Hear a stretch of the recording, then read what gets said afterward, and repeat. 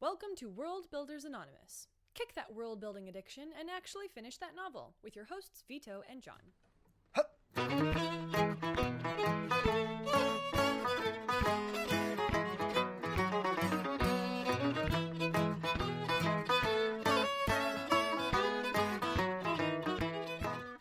Three, two, one.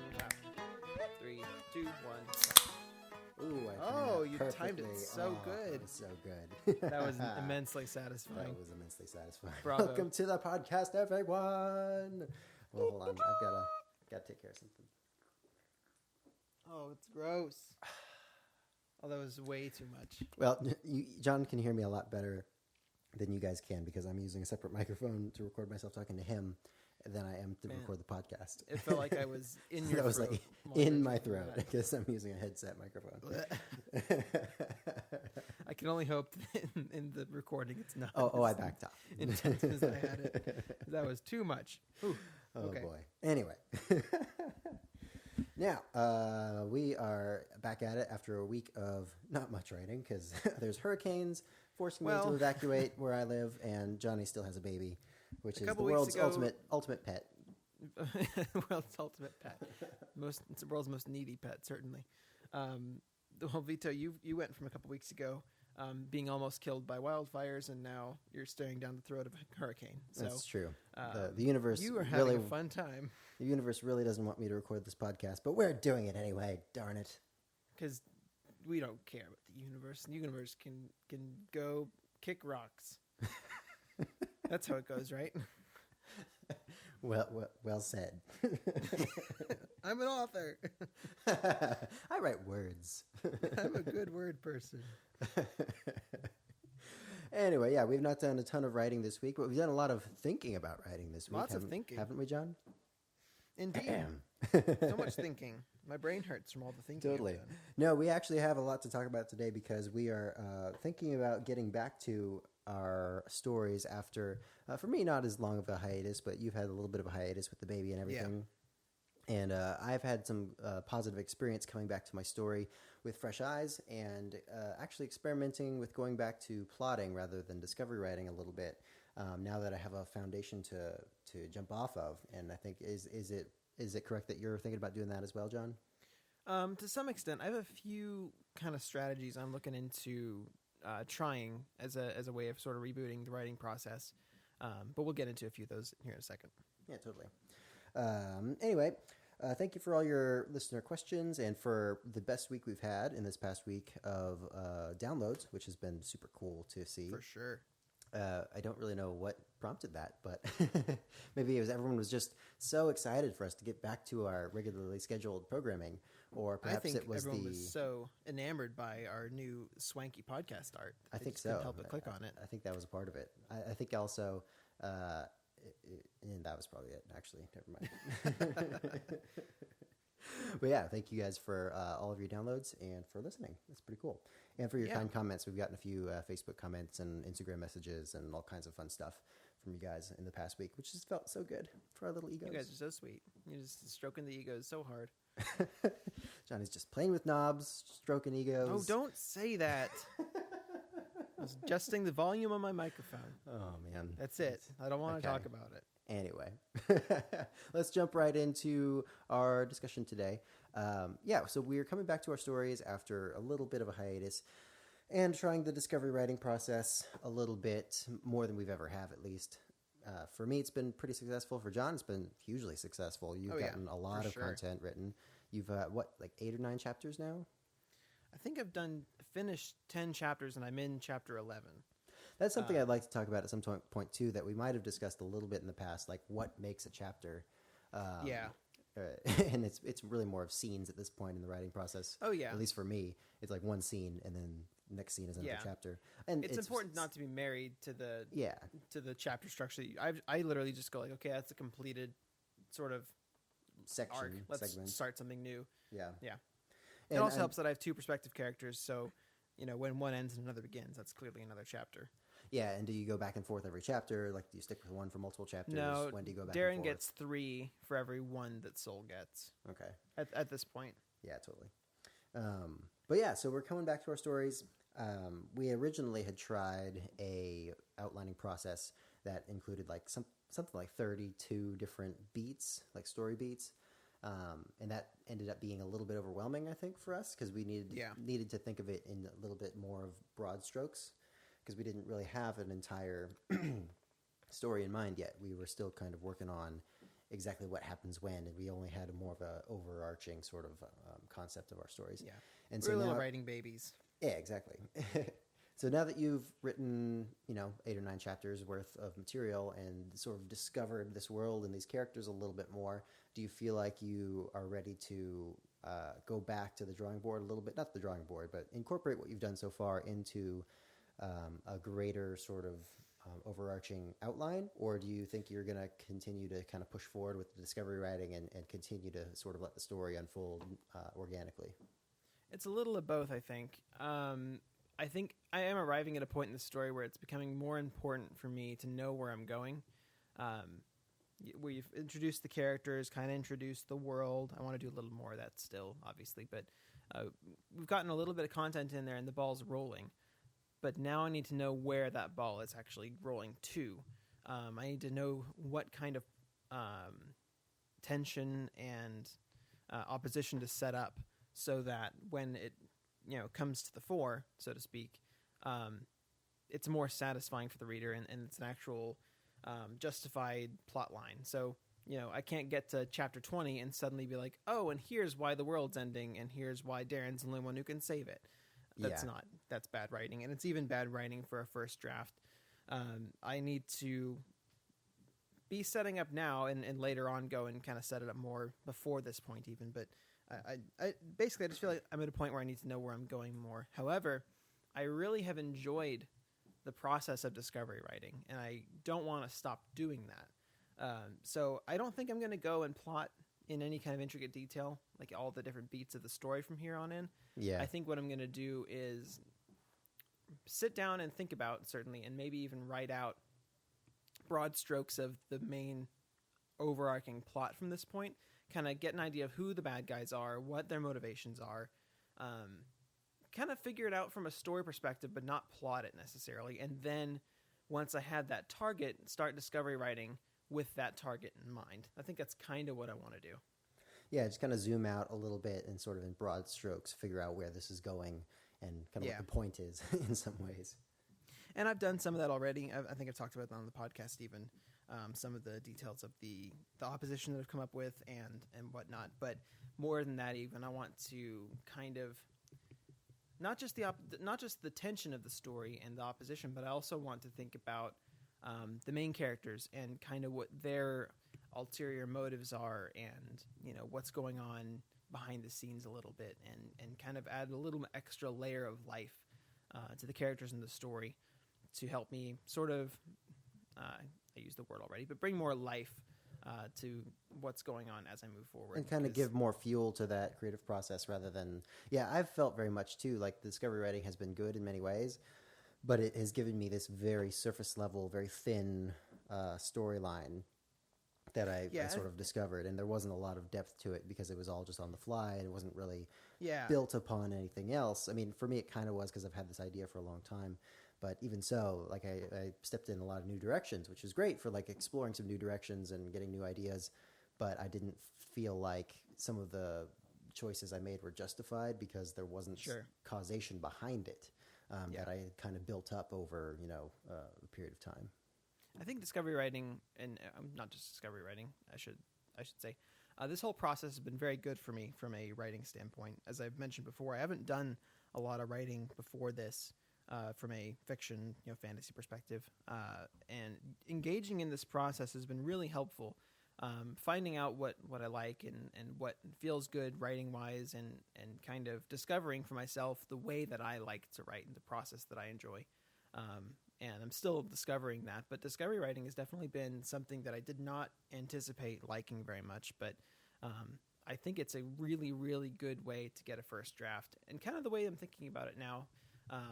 I want to discovery write the rest of the first draft of the story, which is another, probably double what I've done so far to finish it. And then once I've done that, read through it, and then maybe plot out what's there. Like just write down in an actual plot and outline what I've actually done, and then look at that outline and say, okay, what could change to make this better? And then maybe move forward with that structure in mind and use that to kind of do rewrites and edits and whatnot. Although right now, I actually was talking to you before we started, I would like to, at this point, before I start writing again, I would like to read beginning to end what I've written so far, which I've not done. I've read individual bits and pieces here and there for minor edits here and there, but I've never actually read the whole thing. And I'd like to do that to get sort of a reader's perspective on where we are, how I'm feeling about the characters, and what's been done. And then with that reader's perspective, I've read a lot of books, find out what I would like to happen next as a reader. What would be satisfying, what would be entertaining, what would be exciting, and then use those kind of tips to think about what's going to happen next and where we can go. Totally. I may find after I read it that I'm really ready for the next big plot event to happen, or maybe I'm ready to learn more about this character, or I'm ready to see these things converge. I'm interested to see how that would go. Totally. I think when we watch a movie or read somebody else's book, it's really interesting to be like, well, what if this had happened? Like, why didn't they do this? Right. And sort of insert your own little bits of it into there, because I don't know, you have a less of a connection to it. I don't know why, and I feel like often when I go back and read my own stuff later on, I have that same thing, rather than when I'm in the middle of writing it. You're so close to it, you can't really see those alternatives, and you're so set in one mindset sometimes. But if you go back with fresh eyes later, it's a lot easier to be like, oh man, this could totally happen here, and you just got to be careful, of course, not to go so overboard that you change everything, and then you just have nothing to salvage because the story is just totally off the rails, and you're just kind of back to square one. But I think that's one of the benefits to discovery writing is you don't let yourself do that in the moment as much. When you're plotting, what was happening to me was either I was sticking too rigidly to the plot and not letting myself be creative enough, or I wasn't fully in the moment of writing, and so I kind of questioned every decision I was making and pushed things in too many areas at once.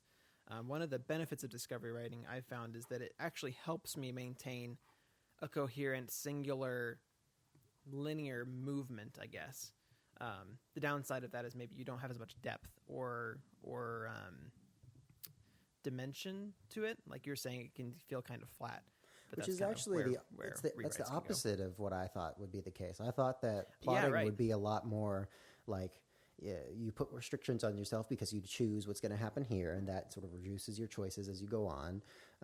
But actually the opposite was true, because you can always go back and change what happened before. It's not like you set yourself into this sort of groove and then it sort of leads you on from there by itself. It's not. It's like you have the infinite array of events and characters and things that you could put in these slots, and you could always change them later on. It's not like they're set in stone. Whereas when you're in a scene writing and you get 1,000 words in, it's a lot of work to go back and write that 1,000 words again. So you're kind of committed, and that keeps your momentum pushing forward a little bit more. If you're just kind of writing off the cuff, that at least is what I've found so far.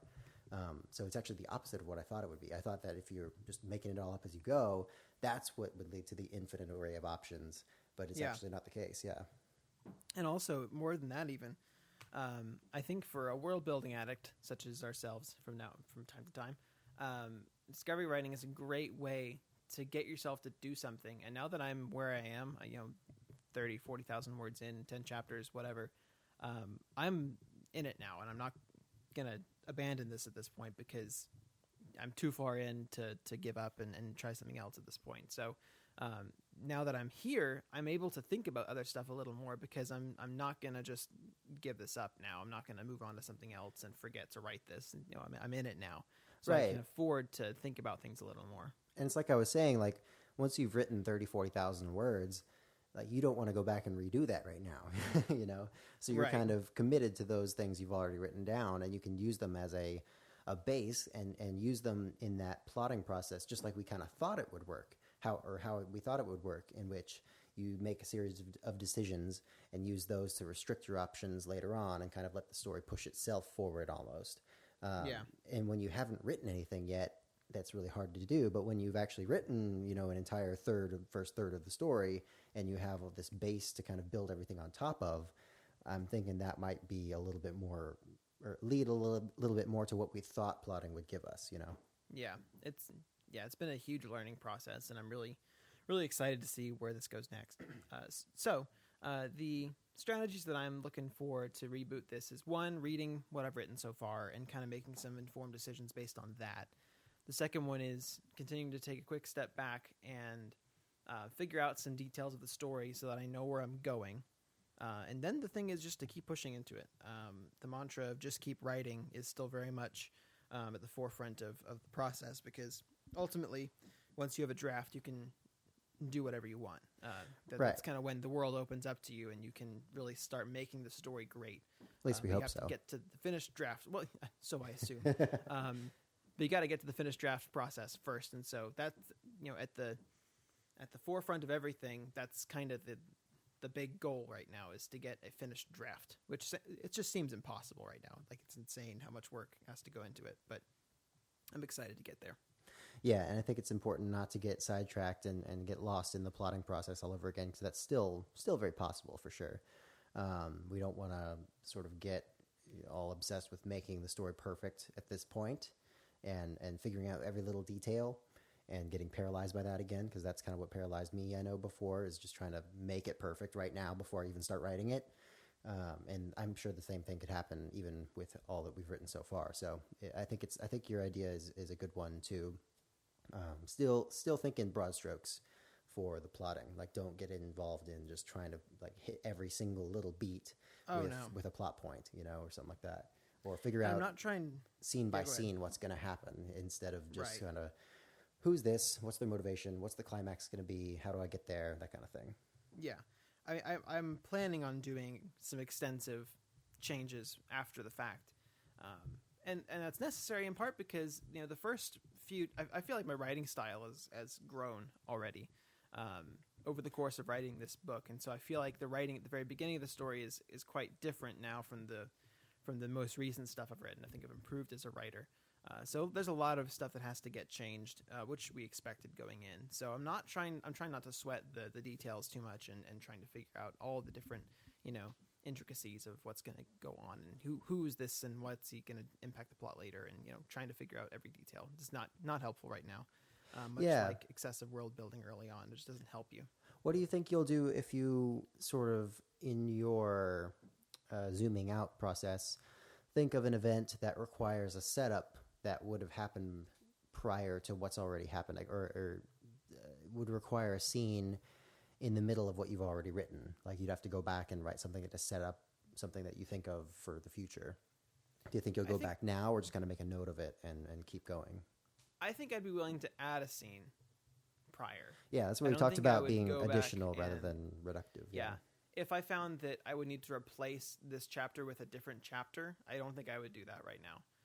I don't want to take away from the writing that I've done so far. I think I would kind of let something be not quite well enough explained yet, and just move forward and fix it later. If there was just a scene I had to add, I would go ahead and add the scene, because that's additive and I don't care about that. Yeah, I think that's the way to go. Like, keep moving forward, keep adding instead of changing and subtracting and taking stuff away.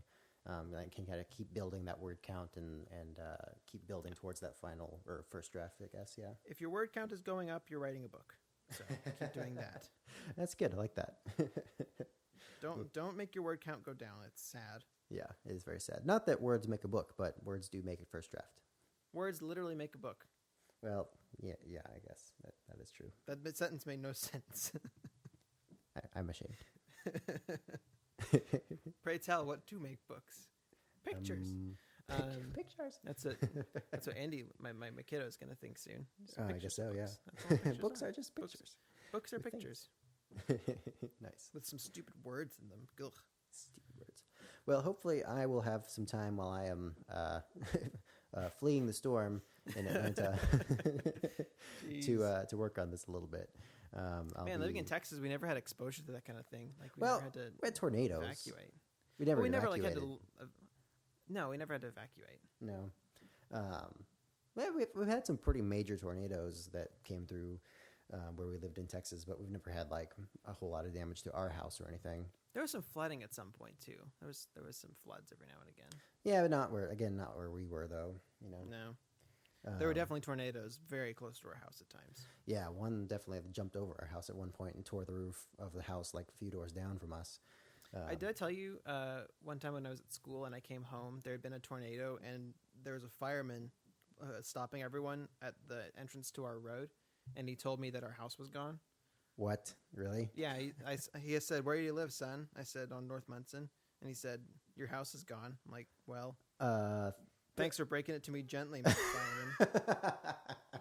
Turns out he wasn't even correct. My house was fine. As well as the majority of the houses on the street, like none of them were gone. Well, it turns out North Munson wasn't even hit. South Munson was hit. He right. just didn't know what he was talking about. Exactly, yeah. He just looked me in the eye and said, "Your house is gone." I'm like, "Jeez, dude." Thanks, bro. Your entire family, too. They're just Your all entire blown away. family is dead.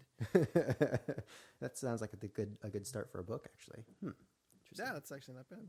Thanks, fireman. I've had several of those recently, like the whole like people stopped on the highway for the wildfire thing. I experienced it in Alaska. Like that could be an interesting like setup for a book, and then everyone's trapped for a couple days on the highway, and that leads to some hijinks or something. I don't know. Or my roommate here, he works at a hotel, and a lot of the Jamaican workers that work there, they've come here to work at the hotel a lot of times. He has to get them to safety because they're, the hotel's responsible for them, and it's his job to drive them to somewhere safe and put them up in hotel and that kind of stuff. And I thought that might be, he's taking his dog too. And I thought that might be an interesting story there. Just like one dude responsible for all these people in a van with his dog, and just like what, the story of them, overcoming obstacles and that kind of thing. Maybe they get trapped on the highway again, whatever. I don't know. It could be a whole bunch of stuff you could do with that. I don't know what it is. Like I appreciate that those are like interesting stories, but my brain has such little interest in writing a book like that. I don't know what it is. Like not enough magic. Cannot get interested. Yeah. No, it's where's the swords? Where's all the swords? Well, it kind of clicks with me because it's a little bit post-apocalyptic and dystopian a little bit. Yeah. And it's got that element of like not normal life in it, because I don't want to read about normal life either. Yeah, right. It's not. And really I think that's a little bit thing. what it feels like too. It's like, oh, it's just normal life. It's just a rom-com. Right. I could just live this. Yeah, or in I your feel case the same way. with the wildfires, you literally did. I did live that, yeah. Although there weren't quite as many hijinks as I would like, but there never are. There never are. Thing. That's why we read and write books. And have babies. And have babies. Nothing but hijinks at all times. If they're awake, they're hijinks. Just peeing on their own heads and every day, pooping everywhere, and all kinds of stuff. Being super cute. You learn quickly to be on the lookout for the pee when you're changing diapers. You got a little rag ready, and you're ready to shoot over and cover it at a moment's notice. Do you just like keep it between you and him at all times, just like a catcher's mitt, just trying to like? You can't really, because you have to have both hands to do the kind of procedure. Because you got to hold the legs and wipe the butt at the same time. Right. So, but you got to have like a little thing ready to cover up just in case it happens. Because, man, there's some pressure behind it. Man, it goes like 5 feet up the wall. It's amazing. That's not even a joke. That happened. Gee whiz, that's amazing. Yes, exactly. Gee whiz. You think they'd learn pretty quick? Like, ooh, don't do that while Dad's changing my diaper because I'm no, going he to get thinks all it's wet. great. He loves it. He likes it. He likes making me angry. He's like, gotcha.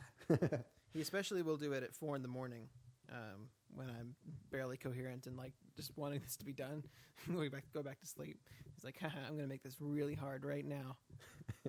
There was a moment when I walked back and I gave him to Tessa to feed and put back to bed. And I started walking back out of the room. She's like, where are you going? I said, I got to wipe the wall because there's pee all over the wall. I got to clean it. It's 4 a.m. and I want to go to sleep, but I got to go clean a wall. It's fine. My watch is not yet done. Oh yeah, you wouldn't get that because you haven't seen Game of Thrones. I've read it. But oh, that's right. Yeah. Well, the first one, right? I read the first 2 or 3. Oh wow. It's hard to distinguish the differences, or where one book's and another ends, because it's all continuous. Yeah, totally.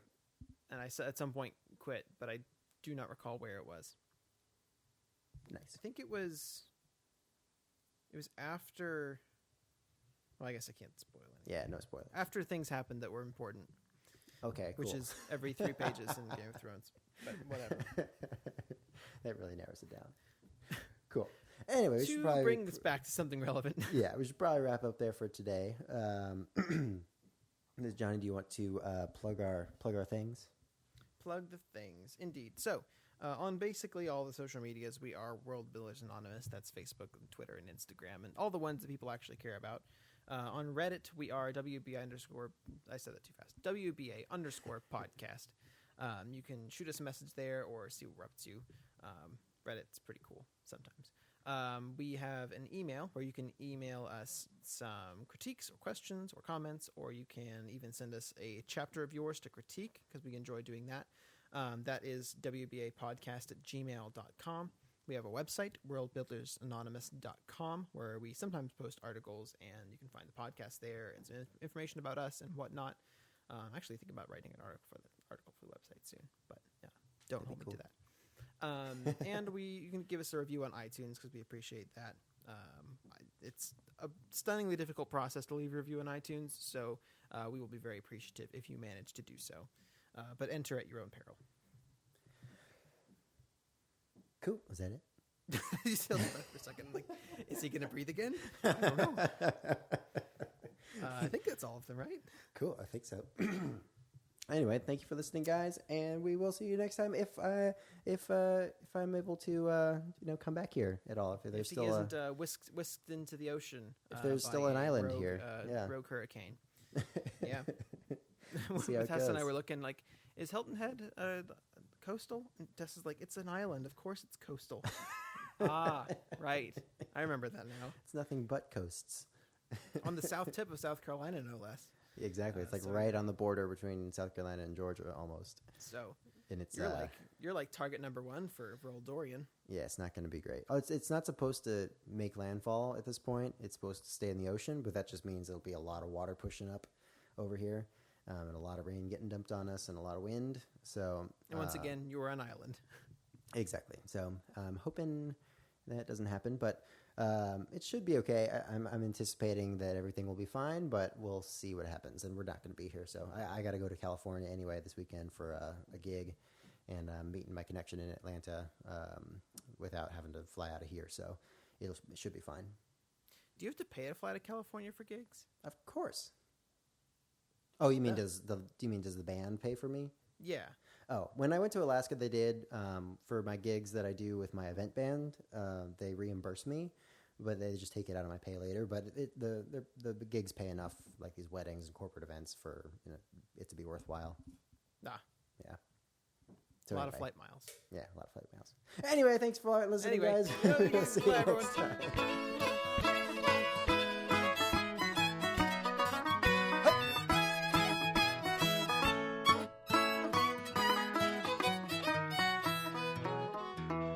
This show is sponsored in part by Audible. Visit worldbuildersanonymous.com/audible to check out what the guys are listening to right now and to receive a free audiobook.